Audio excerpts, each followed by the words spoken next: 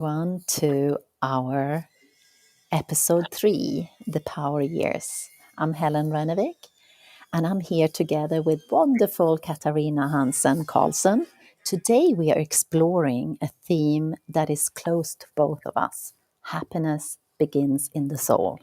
So before we begin, if you're joining, say hello in the comments and let us know where you are tuning in from. We would love to see where everyone is watching from. So last week, if you watched this, after our live, then Katarina said, I have a topic for next week. And I said, what? Happiness.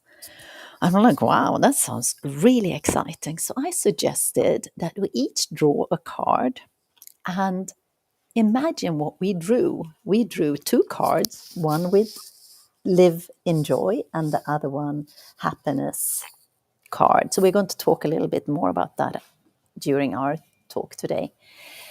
So because so often we are told happiness comes from success, achievement, or having it all. But deep down, we know it's something much deeper. So today we are going to discuss how joy and happiness truly begins within. So, Katarina, welcome. Thank you. Thank you, Helen. So tell me, happiness starts in the soul. Where did you think of that? It just came to me. It just came to me that ideas come to me, and I'm very, very open to ideas just coming. They can come in the middle of the night, and happiness come. Happiness starts in the soul. I'd never heard anybody say that. And I thought how true that is. It doesn't start in the mind. It doesn't start even in the spirit. It starts in the soul because the soul is emotional. Every emotion we feel is recorded in the soul. So, so happiness is not a superficial thing. It's a very, very deep thing. Joy is an even deeper thing. Yeah. So, it just came to me, and I thought, wow, that's a great subject to discuss. And then we were, guided, and we both, we didn't know the cards we would Yeah. draw, and it was happiness and joy. Yeah. I mean, out of all the cards you have, I don't know Yes. how many cards there were. Maybe it's I picked 60 joy. cards. You picked happiness. I mean, there you go. So then we came up with, let's go through, like we said, we are going to choose 3 different topics Yeah. every episode we do. So the misconception of happiness. And if I start, with my story on this, because why do so many of us chase success or perfection, thinking it will make us happy? Did I do that? Yeah, I did. For a long time, I believed that happiness was tied to achievement. So I have told others before in my corporate career, which I stayed for 15 years, I had titles, the success, the international lifestyle. On the outside, it all looked perfect. But on the inside, I felt restless and a little bit empty. I kept thinking, if I just reach the next goal, the next promotion, the next recognition, then I'll be happy. But what I learned, sometimes the hard way, it's that chasing external success doesn't guarantee joy. In fact, it can make you more disconnected from yourself. And the real shift came when I began asking, what do I have? Not what do I have? How do I feel? What do I need to thrive from within? And that was the beginning of understanding that happiness is not something you achieve, it's something you cultivate. So, Katarina, when you look at that question, what do you, What comes up for me yeah, is that children are naturally in joy. If we leave them alone, if we stop saying no, no, no to them and say, yes, as much as possible, as long as they're not in danger, then they can actually teach us joy. Mm. So hang out with children, hang out with your grandchildren, because they will teach you to play and be creative. And they are natural in joy. I can hear a lot of people are in joy right now. Yeah, here. They're in London in joy. And so I think we're programmed in school to sit down and shut up and listen to the teacher. And I think, just as you were saying, Hillian, we are programmed to jump through the hoops. You're in grade one, and you learn to read and write. Okay, next one, arithmetic, and then geometry, algebra, etc., and Latin maybe. And then you think, oh, but just if I get to the next stage, if I pass my exams, my GCEs, my A levels, oh, if I go to university, oh, then I'm intelligent. And if I'm intelligent, I'm going to get a great job, I'm going to get money, and then I get married and be happy. Well, I was married and I was happy up to a certain extent. I had a beautiful home with a swimming pool, with two beautiful children, married to my soulmate. You would have thought, well, Katarina, you've got it all. But I was lonely. Mm. I think I mentioned before, I was lonely inside. So I had to leave. Why? Because my soul drove me to that. And my husband happened to be going through a lifetime crisis, as they say, midlife crisis, and he chose a younger woman to marry. So I was free to choose, and you can choose happiness. Mm. I listened to myself and realized I was lonely, I was lost, I was disconnected, and I didn't know who I was. So I started on a journey of self discovery, and I discovered joy in myself. And so, joy, absolutely what you say, Helen, doesn't come from achievement. It comes from knowing yourself, loving yourself, listening to yourself, and creating your life of joy. Mm.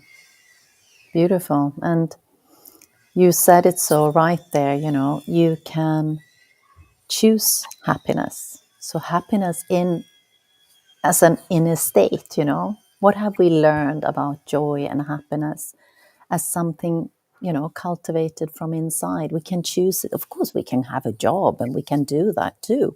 And we can choose happiness and joy during that time. But again, it has to be aligned with your values, I believe, because that has to be the first thing. I didn't look, and like we discussed last time, did I know my values? No. If I would have known my values more, my core values, then I could have matched them with the company I was working. And if that's aligned, then you can choose, because, that has to be aligned there. So,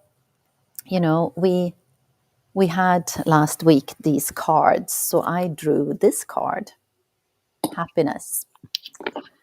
And when I pulled this happiness card last week, it really struck me, because what we learned is that true happiness isn't about what happens outside of us, it's an inner state we choose and cultivate. And, it was like here it said, happiness attract everything you want. The shortcut to anything you want in your life is to be and feel happy now. Yes, for me it shows up in small daily moments. It doesn't have to be big. When I feel aligned, when I feel I honor my boundaries, and when I choose joy over pressure, that's when happiness flows, not because of the circumstances, but because of how I show up inside of me. Beautiful. So, shall I talk about my card? Yes. Why not? which you just sent me, and it Yeah. says, humanity needs your joy. Mm. Planet Earth needs your joy. The universe needs your joy. And that's why you are here. Find what brings you joy, start living it, and you will have fulfilled your purpose. So that doesn't just apply to me, it applies to everybody listening. I mean, are we spreading joy in the world? I mean, there are wars going on, there's a lot of turbulence going on in the world. Are we spreading joy anyway? I remember, Helene, at a conference, you talked about oxytocin, right? Mm. That just smiling at somebody, Mm. having eye contact with Mm. somebody, like children do naturally. I have a grandchild that just goes up to anybody and talks, an adult, and has a conversation with them. He doesn't care what age they are. So we are all here to to spread our joy. And Mm. for me, the biggest pain I went through, and when you look at your pain, it is actually an indicator. You look at three things that are not working in your life. You can just write down, this is not working, this is not working, this is not working. For example, my relationships were not working. Money wasn't working for me. What else? I didn't feel fulfilled. So what's the opposite? Mm. Reframing. Great relationship, money working for me and with me, and what was the third thing? Achieve, Uh, yes, fulfillment. mm. Yes, fulfillment. So I, you were talking about core values. My core values are truth, greatness, and vision. When I found that, I was ecstatic. But it was not just about me. It was, what if everybody knew their truth, their greatness, their vision? So that's when I created the Entrepreneurial Blueprint Consultation. And now we're putting that into schools. So children will now know, this is my truth. This is who I am. Mm. This is what my parents say I am, but this is who I say I am. So This important. is my greatness. This is my brilliance. And instead of, what's the latest mobile game, I'm going to ask my friends, what's your brilliance? What's your brilliance? What's your genius? And what's your vision? Mm. Where are you going to be in 5 years' time? You know?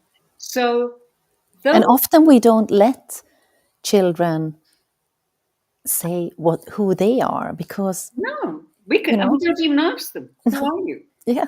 Because, and if you ask a child, they'd probably be like stunned at first. And they may say, well, my name is, and they, no, no, no, no, not your name, not your address. Are you really? They may say, I'm a rocket star. I'm an astronaut. I'm a doctor. I'm a healer. I'm a joy flyer. They will just make it up, and they're absolutely right. Whatever they say they are, Mm. Beautiful. So then we have this third one here, living it daily. So, what practical ways do we each use to embody joy and happiness in daily life and work? So, Katarina and I will share 3 tips or 2 tips. So, I created my program that is called The Power of No Without Guilt. So, for me, joy often comes from protecting my energy. Saying no without guilt creates a space for what truly lights me up. Boundaries are not walls, they are doorways to happiness because I choose for me. And so that's one, the power without no, without guilt. And then two, micro moments of presence. So what I have learned doesn't just live the big milestones. No, it's the little short pauses of enjoying my morning coffee, walk in the nature, or to laugh with my children and my grandchildren, choosing to notice those moments that bring me daily joy. because that's all I have, this moment now. And then number 3, Katarina was just mentioning reframing pressures into possibility. I love reframing. So when I catch myself in my perfectionist or pressure, because I have those moments, I pause and ask myself, what would bring more ease right now? Not easy, bring more ease. That simple shift helps me to reconnect with my joy instead of stress. So that was just 3 small tips from me. Beautiful. All right, my 3 tips. Number 1, love yourself. Mm. The most important relationship in life, some people would say, is with God. But how can you love God if you don't love yourself? You can't, actually. It's like fill yourself with the wine of love. Like you're a bottle of wine. You fill yourself with the wine of love and you let it flow over to everybody else. You don't have to try to love everybody else. You just do naturally if you love yourself. Now, if you deny yourself love, you can't love anyone. You can't Mm. love God. You could, I mean, it becomes a hypocrisy. So fill yourself with the wine of love, number 1. And be kind, be loving and kind to yourself. And then you'll be kind and loving to everyone else. And number 3, appreciate and be, just like Helene said, appreciate and be grateful for every single Mm. moment. Now, I don't know if you've read War and Peace or you've seen the movie War and Peace, but there's a moment when Pierre is actually in jail. Right. Now, most people in jail would be miserable, they'd be hungry, they'd be starving, they'd be dirty, there are no showers in the jail. Maybe they are. In Sweden, they are quite Sorry. nice. Sorry. In Sweden, they're quite nice. No. Well, yeah, but Pierre was not in a Swedish jail. He was in a Russian jail, and Oh, they didn't care about convenience or health. And it was during the Napoleonic Wars. So he was there and he was feeling miserable. He was miserable with himself, he was miserable with his life, he was miserable with everything.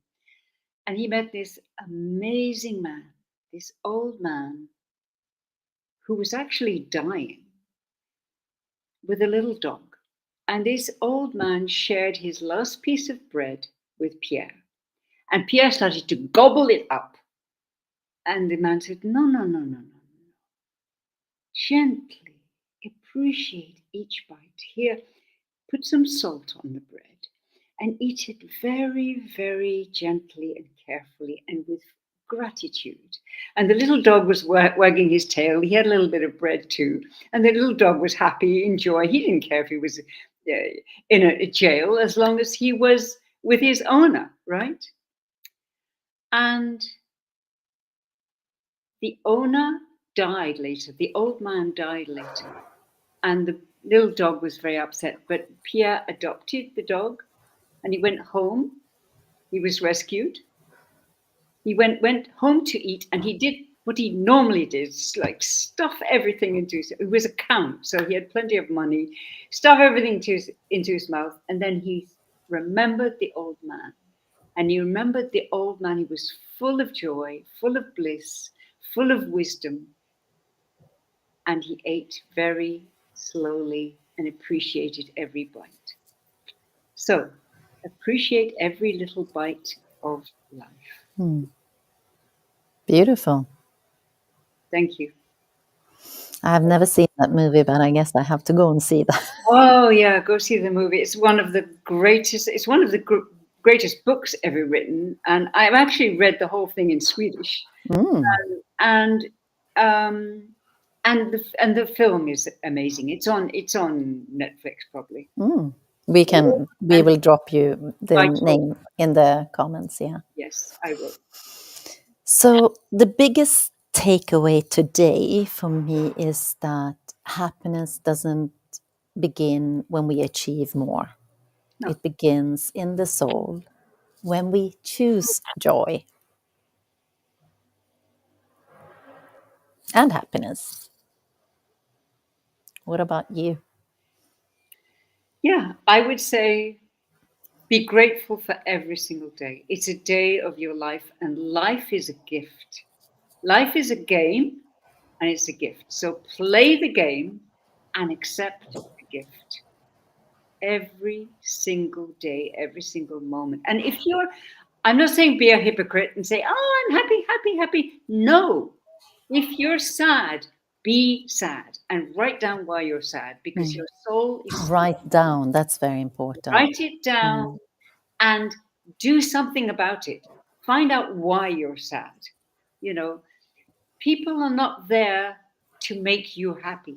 Your wife, your spouse, they say, you're there to make me happy. No, nobody can make you happy but you. Why? Because you've lived with yourself for the whole of your life and you will live with yourself every single day for the whole of your life. So you might as well get on with you and listen to you. And if you're sad, find out why and change. Do something different because your soul will tell you. It will tell you. And you know what you were saying, life is a gift. So gift, that name in Swedish is present, and it's almost like present. So I Yes, always, be in the present yes, I moment. always when somebody say a gift, and then I have made that into my mind, present, because that's my mother language, and that's to be present. Because again, if you receive a gift every day, we have to be present to receive it. Yeah. And so that was very beautiful. And Yeah. you remember before we started, you were talking about the children, and I asked you, why don't you share that when, as the ending of this little episode? Yes. As I said before, children are naturally in joy unless we stop them. So, and they're coming from up to 6 years old. 98% of children are coming from creative genius. 98%. That's just something, I mean, when I Isn't learned that that from you. amazing? So, why are we not nurturing that creativity? Why are we not learning from our children to be in joy? Because they can show us joy. I mean, I have two grandchildren, and they play. I don't have to give them stuff. They take an ironing board and make a bed out of it and create a bedroom and uh, just create a fantasy world out of an ironing board. And Why not? you Why should not? not think of that. So up until 6 years old, it's 98%. 98% of children, of 1,600 children, show creative genius. And then tell us, how does it drop down? It drops down when they're teenagers, drops down to 12%. It's 98 down to 12%. yeah, How? yeah. Because we program children. We program them, we tell them to sit down, shut up, I don't want to listen to you, you're listening to me. But obviously, if it's down to 12 when you're a teenager, what do we have now at this age? As adults, 1,000, this is a NASA report, I'm not making these numbers up, by Dr. George Land. By the time these 1,600 children were adults, their creative genius was down to 2%. So we should actually be listening to the 60-year-olds if we want new Yes, and we need ways. to nurture their genius all the way through school. So they leave school, for example, with an entrepreneurial business that they love. They leave school knowing that they can contribute to the world. You mentioned contribution before. When we contribute to others and we contribute our joy, our knowledge, our wisdom to others, then we are fulfilled. And fulfillment is very, very much part of joy. So we could actually nurture that creativity and let it, stay higher for longer. Not only we could, we should. Yes, I totally Absolutely. agree. But I'm just Absolutely. saying, when we Yes, hear yes. this, so, maybe that's something we should be, We finding out will. I'm more. working on it right now Mm, with global partners, and I want mm. you to be part of it too, Miriam. Yes, I love it. I mean, I feel it in my body. We have all that capacity and we just let it go. And Yeah. now, in the time we are living now, we require to keep that creativity because a lot of things can be outsourced to AI, but not our innate creativity. So, No. what you have shared today, that is extremely urgent that Yeah. we do something about it Yes. because we can. Yes, we can, because it never goes away. Your creative genius stays in, I would say it stays in your soul Mm, until you find it. And if you don't find it, you go through a life without creative genius, which is for me not a life of joy. But mm, when you find it, which should be educare, education is educare should be bringing out the brilliance in every single child. I mean, it for me, it's a disgrace to say, no, no, no, these children are not academic, they're not intelligent. Sorry, there's nothing we can do with them. Absolutely not. They may be dyslexic, they may have ADHD. That doesn't mean to say they're not absolutely brilliant in some capacity. And it's up to us to find that. and that's what I'm going to leave it with because you just said it everything. Everything. Oh, wow. So, thank you for all of you that joined us today and, in the future. And if today's conversation resonated with you, please share it with someone who might need this message and join us next week again. And we will have another episode of the Power Years. Bye bye. Bye for now.